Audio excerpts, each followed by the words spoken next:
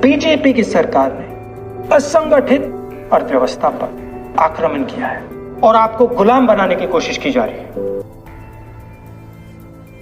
2008 में जबरदस्त आर्थिक तूफान आया, पूरी दुनिया में आया, अमेरिका में, जापान में, यूरोप में, चाइना में, सब जगह आया, मगर हिंदुस्तान को कुछ नहीं हुआ। यूपीए की सरकार थी, प्रधानमंत्री जी के पास गया और मैंने उनसे पूछा, मनमोहन सिंह जी बताइए, पूरी दुनिया में आर्थिक नुकसान हुआ है, हिंदुस्तान को कोई असर नहीं हुआ। हिंदुस्तान में दो अर्थव्यवस्थाएं हैं, पहली असंगठित अर्थव्यवस्था और दूसरी संगठित अर्थव्यवस्था।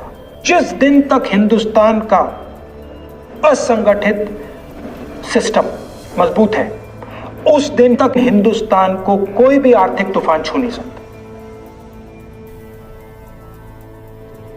आज के दिन आते हैं, पिछले 6 साल से बीजेपी की सरकार ने असंगठित अर्थव्यवस्था पर आक्रमण किया है।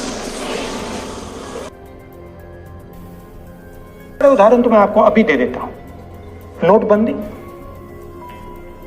गलत जीएसटी और लॉकडाउन। आप यह मत सोचिए कि लॉकडाउन के पीछे सोच नहीं थी। यह मत सोचिए कि गलती से आखिरी मिनट पे लॉकडाउन कर दिया गया है। इन तीनों का लक्ष्य हमारे इनफॉर्मल सेक्टर को खत्म करने का है।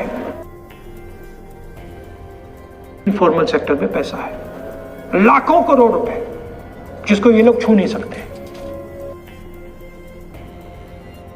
इसको ये लोग तोड़ना चाहते हैं, पैसा लेना चाहते हैं। इसका नतीजा आएगा। नतीजा ये होगा कि हिंदुस्तान रोजगार पैदा नहीं कर पाएगा। क्यों? क्योंकि इनफॉर्मल सेक्टर 90% से ज्यादा रोजगार देता है। जिस दिन इनफॉर्मल सेक्टर खत्म हो गया, नष्ट हो गया, उस दिन हिंदुस्तान रोजगार पैदा नहीं कर पाएगा। आप ही इस देश को चलाते हो, आप ही इस देश को आगे ले जाते हो और आपके खिलाफ साजिश हो रही है। आपको ठगा जा रहा है और आपको गुलाम बनाने की कोशिश की जा रही है। हमें इस आक्रमण को पहचानना पड़ेगा और पूरे देश को मिलकर इसके खिलाफ लड़ना पड़ेगा।